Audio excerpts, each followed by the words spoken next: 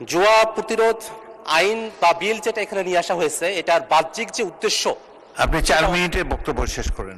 জুয়া প্রতিরোধ আইন যেটা বিল আকারে নিয়ে আসা হয়েছে, সেটার বাহ্যিক উদ্দেশ্য অত্যন্ত ভালো।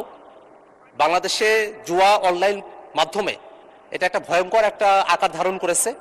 এই কারণে এই আইনের মতো করে একটা যুবকযোগী আইন করা প্রয়োজন, যে আইনের মধ্য দিয়ে বাংলাদেশে জুয়া এবং অনলাইন মাধ্যমে যে জুয়াগুলো সংগঠিত হয় সেগুলোতে লাগাম টেনে ধরা সম্ভব হবে, এবং যারা জুয়ারি আছে, জুয়ার সাথে সম্পৃক্ত ব্যক্তিবর্গ আছে, তাদেরকে আইনের আওতায় নিয়ে আসা সম্ভবপর হবে। এই কারণে আজকে মাননীয় স্বরাষ্ট্রমন্ত্রী কর্তৃক যে বিলটি এখানে উত্থাপন করার জন্য, বিবেচনার জন্য পাঠানো হয়েছে, সে আইনের যে বাহ্যিক উদ্দেশ্য তার সঙ্গে আমরা একমত। কিন্তু এই আইনের স্পেসিফিক কিছু ধারা আছে যেগুলো আমি সংশোধনের জন্য এখানে দিয়েছি। সেই ধারাগুলো ভবিষ্যতে এটার অপব্যবহার বা মিসইউজ হওয়ার সুযোগ আছে মাননীয় স্পিকার। বাছাইকৃত কাঁচামাল ও স্বয়ংক্রিয় ইউরোপিয়ান মেশিনে তৈরি হয় all time honeycomb, all time healthy life. এটা আশঙ্কার বিষয়। এই কারণে আমরা যদি এই আইনের 36 নম্বর ধারার 2 নম্বর উপধারার দিকে তাকাই, তাহলে দেখব এখানে তল্লাশি এবং জব্দের জন্য বলা হয়েছে যে কোনো পুলিশ অফিসার যদি বিশ্বাস করেন যে এই ধরনের কোনো ঘটনা সংঘটিত হচ্ছে, তাহলে সেখানে তিনি তল্লাশি এবং জব্দ করতে পারবেন আদালতের অনুমতি ছাড়াই। এই জায়গাটাতেই আমাদের একটা আশঙ্কার জায়গা মাননীয় স্পিকার। যদি কোনো একটা কর্তৃপক্ষকে আদালতের অনুমতি ছাড়াই এই ধরনের সুযোগ দেওয়া হয়, সরকার হয়তো মিসইউজ করতে চায় না, কিন্তু সেই কর্তৃপক্ষ যদি আইনটাকে মিসইউজ করতে চায়, তাহলে নাগরিকদের যে অধিকার সেটা খর্ব হতে পারে মাননীয় স্পিকার। এই আইনের 37 নম্বর ধারা এবং 38 নম্বর যে ধারা, সেখানে জুয়ার স্থান সিলগালা করা, বন্ধ করা এবং website, app, server, domain, IP address এগুলোকে ব্লক করার কথা বলা হয়েছে মাননীয় স্পিকার। এই দুটো জায়গাতেও একইভাবে আদালতের অনুমতির উপরে নির্ভর না রেখে কোনো একটা কর্তৃপক্ষ তারা চাইলেই কোনো একটা অ্যাপ, কোনো একটা ডোমেইন, কোনো একটা সার্ভার, সেটাকে তারা ব্লক করে দিতে পারবেন। এই ধরনের ক্ষমতা এখানে দেওয়া হয়েছে মাননীয় স্পিকার। যদি এই ধরনের অনুমতি কোর্টের কাছ থেকে না নিয়ে এসে কোনো একটা কর্তৃপক্ষই যদি এটা করে ফেলে, সেক্ষেত্রে যেই ভুক্তভোগী ব্যক্তিরা আছেন তারা অনেক সময় তাদের আত্মপক্ষ সমর্থনের সুযোগও পাবেন না।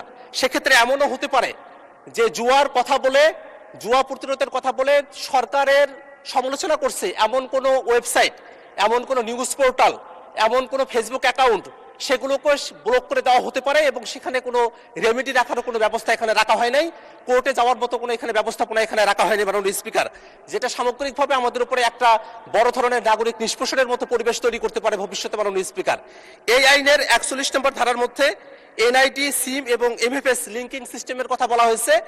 যে লিঙ্কিং সিস্টেমের কথা এখানে বলা হয়েছে মাননীয় স্পিকার, এটা যদি আমরা যে ব্যক্তিগত উপাত্ত সুরক্ষা যে আইনটা আমরা করেছি সেটার সাথে সংযুক্ত রেখে যদি এটা করা হয়, সেক্ষেত্রে ঠিক আছে। কিন্তু যদি সিম কার্ড এবং এইখানে এমএফএস লিঙ্কিং এর মতো যে ব্যবস্থাপনার কথা বলা হয়েছে, এটা যদি অবারিত করে রাখা হয়, এখন যেভাবে এই আইনের 41 ধারায় অবারিত করা হয়েছে, তাতে করে অনেক সময় নিরপরাধ কোনো ব্যক্তি তাদের এই ব্যক্তিগত তথ্য উপাত্ত যেগুলো আছে সেগুলো হুমকির মুখে পড়তে পারে, সেগুলো যে কোনো সময় যে কোনো জায়গায় এগুলো প্রকাশিত হয়ে যেতে পারে মাননীয় স্পিকার। এই কারণে মাননীয় স্পিকার, আমরা একটা আশঙ্কার কথা জানি, যখন শেখ হাসিনা সরকার ডিজিটাল সিকিউরিটি অ্যাক্ট এই আইনটা যখন পাশ করেছিল, তারা বলেছিল যে এটা ভালো, যে অনলাইন মাধ্যমে অপরাধগুলো হচ্ছে সেগুলোকে নিরোধ করার জন্য সেই আইনটা করা হয়েছিল, বলা হয়েছিল। কিন্তু পরবর্তীতে দেখা গেল ডিজিটাল সিকিউরিটি অ্যাক্টের মধ্য দিয়ে নিরপরাধ যারা রাজনৈতিকভাবে বিরুদ্ধ মতের ছিল তাদেরকে জেলখানায় নিয়ে যাওয়া হয়েছিল, এবং তাদেরকে মাসের পর মাস জেলখানায় তাদেরকে পচিয়ে মারা হয়েছিল। আমরা জানি সে সময়টাতে একজন কিন্তু জেলখানার ভিতরে মারাও গিয়েছিলেন এই ডিজিটাল সিকিউরিটি অ্যাক্টে জেলখানায় যাওয়ার পরে। আমরা এই কারণে সরকারের কাছে আহ্বান জানাবো, জুয়া প্রতিরোধ করার জন্য আমাদের একটা যুগোপযোগী আইন দরকার আছে।